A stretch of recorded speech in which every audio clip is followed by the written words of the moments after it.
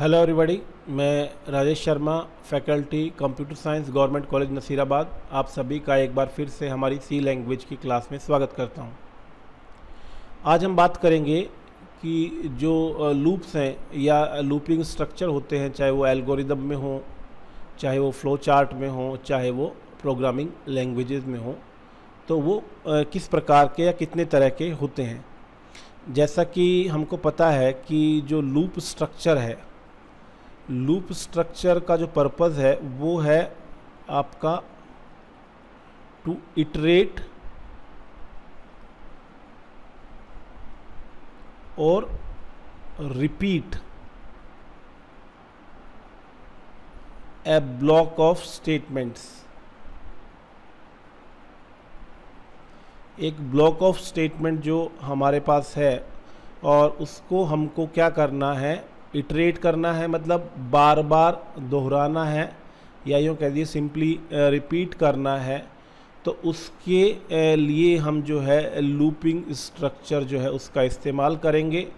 और इसमें ये भी ज़रूरी है कि कब तक कि आपका एक सर्टेन टाइम्स या यूँ कहिए पर्टिकुलर कंडीशन तक, तो up to a certain time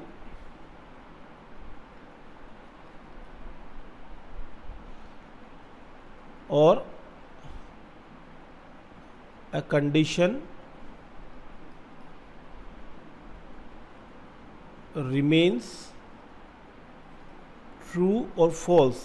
मतलब या तो आप एक सर्टेन टाइम्स, मतलब आपका मतलब आपको 5 बार या 10 बार या 20 बार 100 बार 1000 बार जितनी बार भी हो, वो एक पर्टिकुलर जो ब्लॉक ऑफ कोड है वो आपको एग्जीक्यूट करना है। तो या तो ये आपका कितनी बार चलाना है वो आपको पता होना चाहिए। और कई बार मान लीजिए एग्जैक्टली हमको नहीं पता, हमको ये पता है कि हाँ एक पर्टिकुलर कंडीशन है, वो जब तक ट्रू रहेगी या जब तक वो फॉल्स रहेगी तब तक हमें चलाना है। तो दोनों में से कोई भी एक क्राइटेरिया जो है वो हम जनरल लूपिंग स्ट्रक्चर में इस्तेमाल करते हैं लूप को कंट्रोल करने के लिए। लेकिन जैसा नाम है लूपिंग, तो ये तो तय है कि हमको कोई ऐसा ब्लॉक ऑफ स्टेटमेंट है या ऐसी सेट ऑफ इंस्ट्रक्शंस हैं जो हमको again and again over and over आपको जो है एग्जीक्यूट करवानी है। अब जहाँ तक बात है टाइप्स ऑफ लूप की, तो ये जो टाइप्स ऑफ लूप आता है ये आता है आपका जो कंडीशन है based on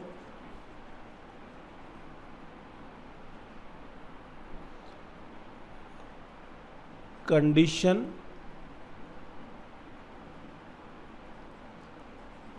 controlling loops.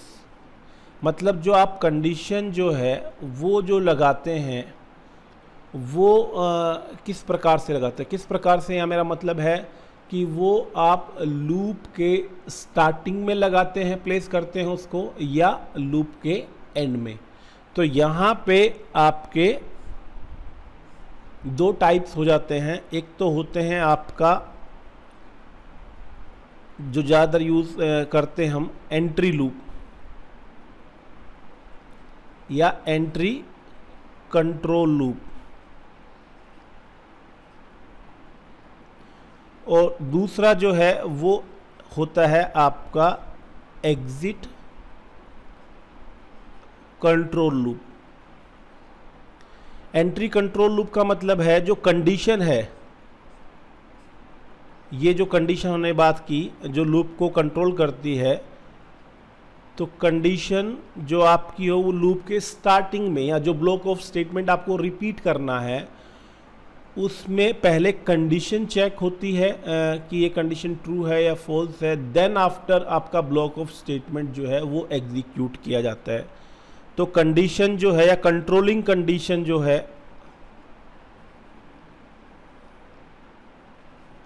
Is placed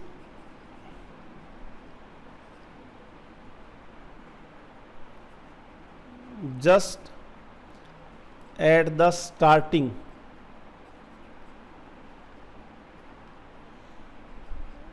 of loop। और एग्जिट कंट्रोल जैसा नाम से पता पड़ रहा है, एग्जिट कंट्रोल मतलब एग्जिट मतलब बाहर जाते समय कंट्रोल करना।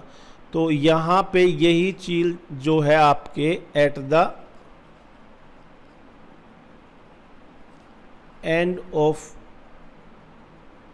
लूप, मतलब आपका जैसे कुछ जो इंस्ट्रक्शन है जो आपको रिपीट करनी है उनमें जो तो आप लिखेंगे ही, उसके बाद अब वो एग्जीक्यूट की जाए या नहीं की जाए नेक्स्ट इटरेशन के लिए या नेक्स्ट टाइम, तो उसका जो डिसीज़न है वो कहाँ लिया जाएगा। वो डिसीज़न जो है वो एग्जीक्यूट जो स्टेटमेंट्स हैं उनसे पहले लिया जाएगा या उनके बाद में लिया जाएगा। तो उस आधार पे जो है वो आपका एंट्री कंट्रोल या एग्जिट कंट्रोल लूप होता है। जैसे मैं आपको अगर एक सिंबॉलिक जो है कोड उससे बताऊं या एक डमी कोड से समझाने की कोशिश करूं, तो यूँ समझिए कि मान लीजिए आपको ये एक ब्लॉक है,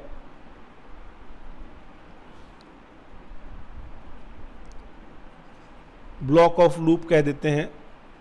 ब्लॉक ऑफ लूप का मतलब मेरा जो आपका स्टेटमेंट्स का जो ग्रुप है जो आपको क्या करना है, रिपीट करवाना है।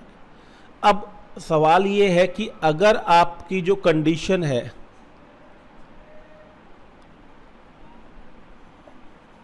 कंट्रोलिंग कंडीशन अगर यहाँ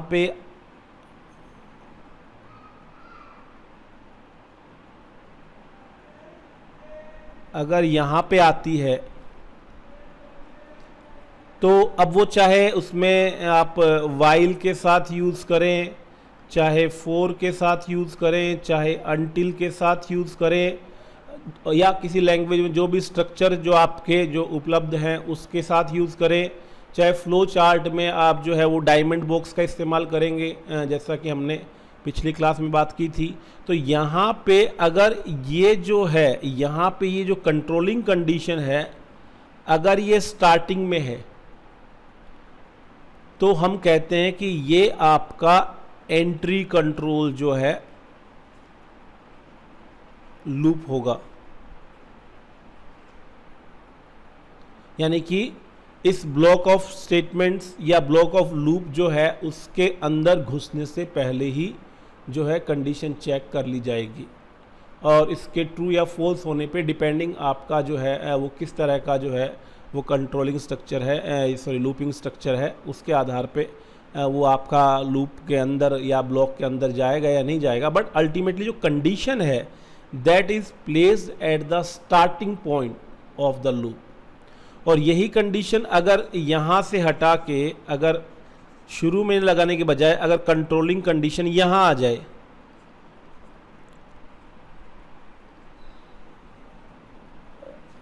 कंट्रोलिंग कंडीशन जो है वो यहाँ पे आ जाए, उसमें भी जो अगेन जो स्ट्रक्चर होगा जो भी आपका एल्गोरिदम के हिसाब से या फ्लो चार्ट के हिसाब से, तो डायमंड है तो वाइल आ जाए या अनटिल आ जाए जो भी है। लेकिन अगर ये कंट्रोलिंग कंडीशन यहाँ लगी हुई है तो ये आपका जो लूप है वो आपका एग्जिट कंट्रोल लूप कहलाएगा। मतलब आपका जो ब्लॉक ऑफ जो लूप है वो उसमें एंटर करते समय कोई कंडीशन जो है वो चेक नहीं होगी। तो इस तरह के लूप में आप देखेंगे कि जो आपका ब्लॉक ऑफ स्टेटमेंट है या जो लूप का ब्लॉक है वो एक बार तो आपका एग्जीक्यूट होगा ही होगा। मतलब आपका क्यों कंडीशन चूँकि बाद में है तो एक बार तो कंट्रोल उसमें जाएगा ही और जो ब्लॉक ऑफ जो स्टेटमेंट्स हैं वो एग्जीक्यूट हो जाएंगी। देन आफ्टर जो है वो कंडीशन चेक होगी, देन अगर वो ट्रू है या फॉल्स है उसके आधार पे नेक्स्ट इटरेशन का जो है वो डिसीज़न किया जाता है।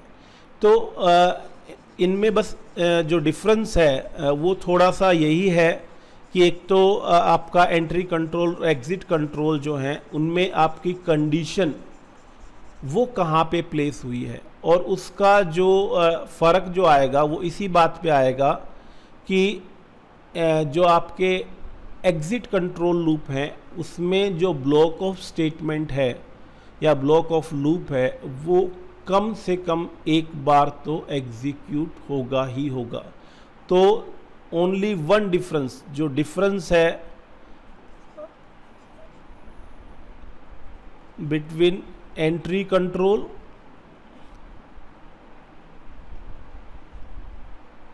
And exit control,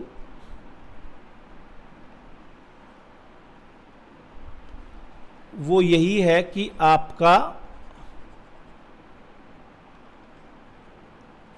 exit control loops जो हैं